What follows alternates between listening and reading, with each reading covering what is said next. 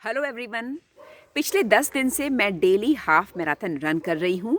आज 10th day है और आज मैंने इस सीरीज़ का 10th हाफ मैराथन रन किया। इस वीडियो में मैं आपके साथ शेयर करूँगी कैसा रहा मेरा एक्सपीरियंस कॉन्जिक्यूटिव डेज़ में ये हाफ मैराथन्स रन करने का और क्या मैंने सीखा इसको करने से। 29 नवंबर को मैंने फर्स्ट हाफ मैराथन रन की थी इस 10 डेज सीरीज़ की। उस दिन ADHM का रन था और मैंने 1 आवर 56 मिनट में 21 किलोमीटर रन किया था। वो मेरा PB नहीं था पर मैंने काफ़ी ज़ोर लगाया था उस रन को करने में। The very next day I went for my second half marathon क्योंकि मुझे पता था कि अगले 9 दिन भी मैंने हाफ मैराथन रन करनी है, इसलिए मैंने अपने पेस को काफ़ी नीचे गिराया सो दैट एक सस्टेनेबल पेस रहे और मेरे पास एनर्जी बनी रहे हर अगले दिन हाफ मैराथन रन करने की। इसलिए सेकंड डे को मैंने 7.13 के पेस पे रन किया। थर्ड डे को जब मैं हाफ मैराथन रन करने गई तो मेरा पेस और नीचे गिर गया, 7.36 का पेस रहा। फोर्थ डे को 7.30, फिफ्थ डे को ये और गिरा 7.36, सिक्स्थ डे को ये और भी ज़्यादा नीचे गिर गया और लोवेस्ट पॉइंट तक पहुंच गया 7.47 मिनट पर किलोमीटर। पर 7th डे से फिर मेरा पेस ऊपर आने लगा। मेरा कर्व जो है जो नीचे तक गिर गया था वो अब ऊपर की तरफ बढ़ने लगा। तो 7वें दिन मेरा पेस रहा 7.29, 8वें दिन ये फिर ऊपर बढ़ा 7.27, 9वें दिन 7.20 और आज 10वें दिन मेरा पेस सबसे बढ़िया रहा 6.49। तो बेसिकली 6 दिन तक मेरा पेस नीचे गिरा और 7वें दिन से ये ऊपर उठा। Except for the first day, remaining 9 days को मैंने कोई ज़्यादा ज़ोर नहीं लगाया। I was listening to my body और एक ईजी पेस पर मैं रन कर रही थी। ज़्यादा एफर्ट मैंने नहीं लगाया। इसके बावजूद 6 दिन के बाद मेरा पेस अपने आप सुधरने लगा। सेकेंड, थर्ड, फोर्थ डे को जब मैं सुबह दौड़ने जाती थी तो मुझे दौड़ शुरू करते समय ही थकावट का एहसास होता था। हल्का फुल्का पैरों में दर्द होता था पर वाइल रनिंग वो दर्द चला जाता था।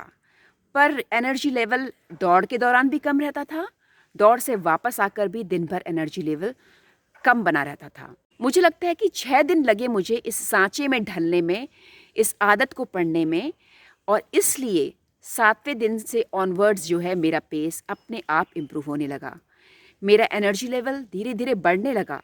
मुझे थकावट का एहसास नहीं होता था, ना ही दर्द होता था और रन करके घर आने के बाद भी जो है मैं अपने आप को चुस्त महसूस करती थी।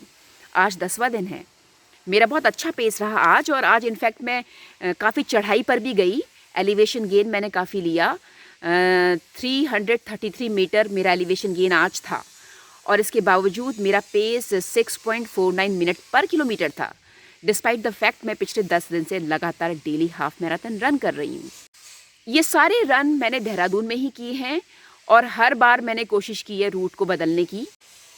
4 या 5 रूट मैंने पकड़े और इन्हीं को मैं बदल बदल के रन करती थी और मेरा जो एलिवेशन गेन है 250 से लेकर 333 मीटर रहा है। तो basically what I learned by doing this half marathons is that जो शरीर है हमारा बड़ी जल्दी जो है ये सांचे में ढल जाता है और जो चीज़ जो पहले मुश्किल लग रही होती है वो बाद में आसान लगने लगती है। और मैं इसको कंटिन्यू करूँगी क्योंकि मुझे पूरी उम्मीद है कि अगले 10 दिन और उसके अगले 10 दिन मेरा पेस इम्प्रूव ही होने वाला है। मेरा शरीर और भी मजबूत हुआ है, इसीलिए तो मुझे अब थकान महसूस नहीं होती डेली हाफ मैराथन रन करने के बावजूद भी। डेली हाफ मैराथन करने के लिए कम से कम 2.5 घंटे का समय आपके पास होना चाहिए और अगर आप कमिटेड हो तो बेस्ट तो यही होता है कि आप सुबह सबसे पहले ये कर डालो और इस हाफ मैराथन को आप बाद के समय के लिए ना छोड़ो। इसीलिए मैं ये 10 दिन डेली सुबह 3:45 पर उठ जाती थी और 4:10 या 4:15 पर मैं अपनी दौड़ शुरू कर लेती थी। 6:45 या 7 बजे तक मेरी दौड़ ख़त्म हो जाती थी, जिसके बाद मैं तैयार वैयार होकर ऑफिस जाती थी। सो आई एम वेरी हैप्पी और मुझे लगता है कि हो सकता है मैं पूरी 100 हाफ मैराथन रन कर पाऊँ। I am really excited and I am going to do it and I know I am going to grow stronger and my pace is going to improve through this journey.